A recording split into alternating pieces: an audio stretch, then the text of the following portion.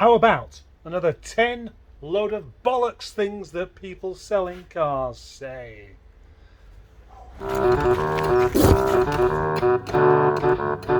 Anyone saying their car will fly through another MOT or sail through another MOT, as some of them say, can't really be trusted, can they? I mean, if they know that much about it, then they're probably an MOT person. And if they're an MOT person, they'd MOT it. A person that knows enough about MOTs isn't going to sell it without an MOT, are they? Especially if they know for definite it's worthy of an MOT.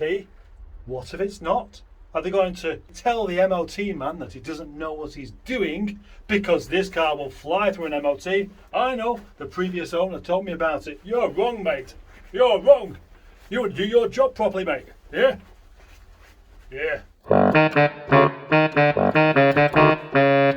It simply means that I'm thinking of selling my car, but I don't know whether I'll get the money for it that I would quite like. I don't know what it's worth. Will you tell me what it's worth? Will you tell me what you'd pay for it? And if I like the price, I'll sell it. But it's all very, very non-committal.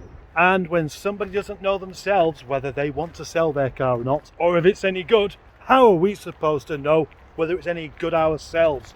It doesn't exactly inspire confidence, does it? Eh? This is so riddled with arrogance. It's basically saying, I've got this, you want it, you're going to struggle to find one. I know I'm ripping you off, but this is the only opportunity you've got, so deal with it. Could you imagine if for some reason the Mona Lisa was for sale and the dealer said, find another? This minging is just this. People who deal in expensive things don't say find another. That's just creepy. Some cars you see for sale have a rather unusual registration plate. Maybe an expensive one. Maybe one that says something about the owner. Maybe one that's just 2 letters or 3 or maybe even 4. That's good enough, isn't it? But to say unique registration, isn't that the point of registration? Don't work. Looks like a Swiss watch. What does that really mean? It means it's reliable, I suppose. But it also means it's very ticky. It's constantly making a noise. Personally, when I buy a car, I prefer it to run like a car, not like a clock. Clocks are entirely different things altogether. I don't wear watches, but if I did do, I certainly wouldn't be swayed by an advert that said, sounds like a motorbike. Have a think about that one. You can say that something is in very good condition for its age, or it's in remarkable condition for its age, but it can't be immaculate for its age, can it? Very good condition for its age is taking into account the fact that it's old. Immaculate for age doesn't take into account for anything.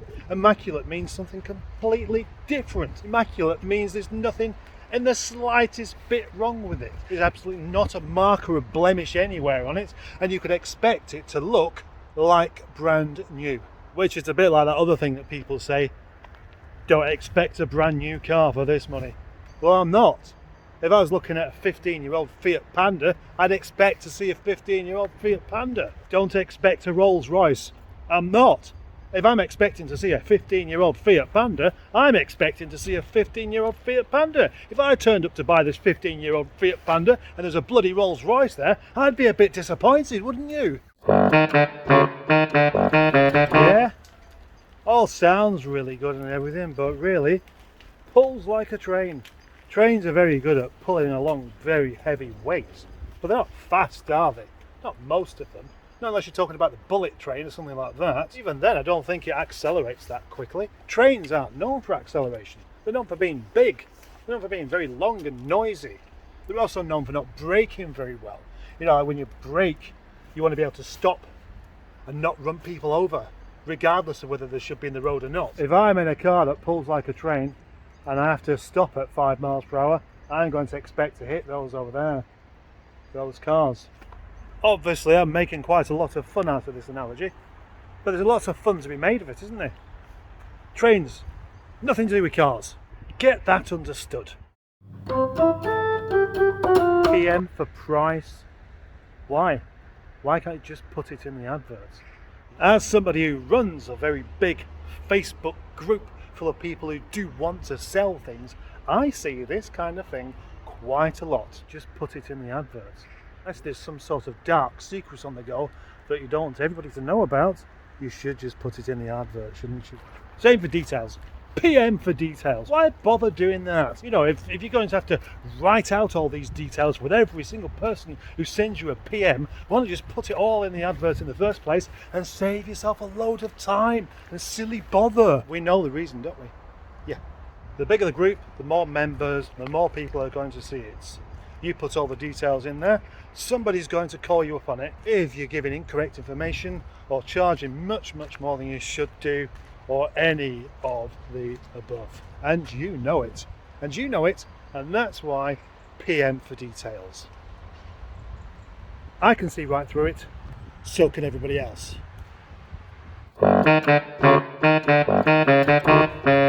Well, what are the connotations of this one then? One, lady owner. That means she's bought it from brand new. That means she can afford to service it.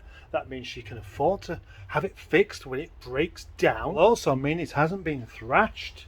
It's not been dishonestly used. It will have been driven very carefully and slowly. But let's consider something else here. She may be the only owner, but maybe her husband borrows it, and maybe he's a complete tool.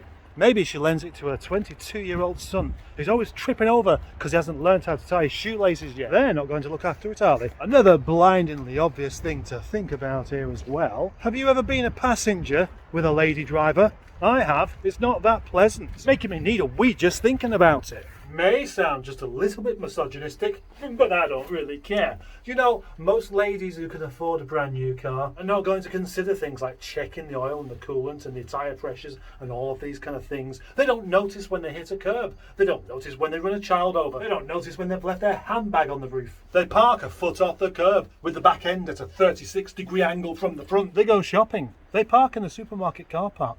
The blue car is parked by a lady. When they get out of their car, they'll slam the door against the car parked next to it. That lady driver will also not notice that the shopping trolley's running to the side of her car. She won't care. It makes no difference to her. It's just a car. It's a means of conveyance, which it is. Most ladies don't thrash the gearbox in their car, but they're not very good at clutch controls. There's lots of grinding and scraping through the gears. Terrible clutch control, revving it up to 7,000 RPM if it's a Honda, and then slipping the clutch ever so gently with that smell of burnt cabbage as they ease off the line at 5 miles per hour. So once you get beyond the curbed alloys and the paint that's ruined by brambles and the birds splatter all over the roof, leaving behind a little residue always wiped off with a gentle rubbing with a scouring pad, the now noisy engine and the baggy gearbox, what might be a relatively low mileage driven by someone with a mechanical sympathy to match the bedside manner of Harold Shipman. You then find out that the car doesn't even have an MOT. But no worries, it'll sail through another.